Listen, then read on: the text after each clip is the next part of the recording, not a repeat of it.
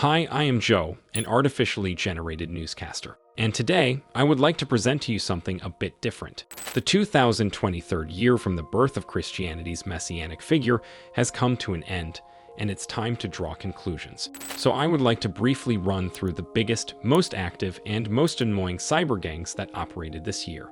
Not to give them a shout-out, but to satisfy your curiosity. I am still not sure why you humans like crime stories so much, but hey. As long as you don't engage in them yourself, it's fine. I'll start with Killnet, a major Russian cyber vandalism group. Not because of its DDoS attacks that took offline some websites, and not because of its overblown threats of high-profile attacks that never happened, but because of the drama. Killnet's leader, was doxxed by his own government this year and had to retire. We are yet to see if the group survives that. Early in the year, Killnet launched its first shot at astroturfing anonymous Sudan. At first, Sudan's attempts to cover up its Russian origins were laughable, but it seems with some time and funding they managed to find somebody from Sudan who would work with them. By the time the group was ready to launch personal attacks against OpenAI and Twitter, its affiliation with Africa was good enough to fool some cybersecurity professionals. Their MO remained the same as Killnet's though, crowdfunding and buying DDoS services, which is why calling them hacker groups is not exactly true. There were some groups that combined cyber vandalism with actual cybercrime though. One of those was SiegedSec, which must be noted primarily for the ability to generate headlines like these. Unfortunately, or rather fortunately, SiegedSec is only a very minor group on the ransomware market. According to Ransom Looker, our very own tool to track ransomware attacks, the three most active cybergangs of this kind were BlackCat, Clop, and LockBit. BlackCat's largest coup this year came in September, when it hacked MGM casinos and paralyzed them for several days.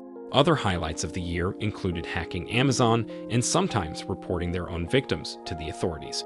But this is nothing in comparison with the story that happened just a few days ago, in December. The BlackCat's dark web blog was seized by the FBI, then BlackCat unseized it, then FBI seized it again, and this continued for a while.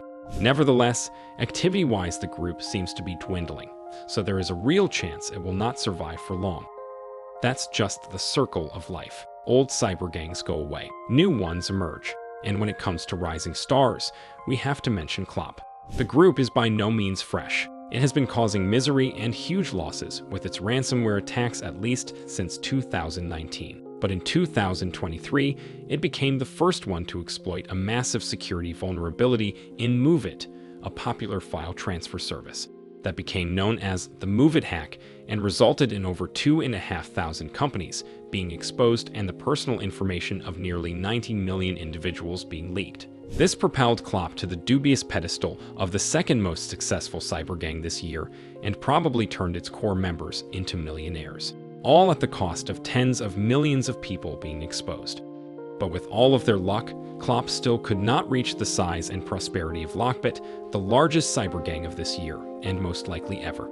These criminals with their powerful business tactics and a world-spanning affiliate network were responsible for nearly a half of all ransomware attacks worldwide. By the middle of the year, at the time MoveIt hack broke out, LockBit got into a lot of problems though. Its numbers began falling and the affiliates started leaving. Unfortunately, the gang managed to get out of the hole, and that's thanks to a dangerous exploit they found.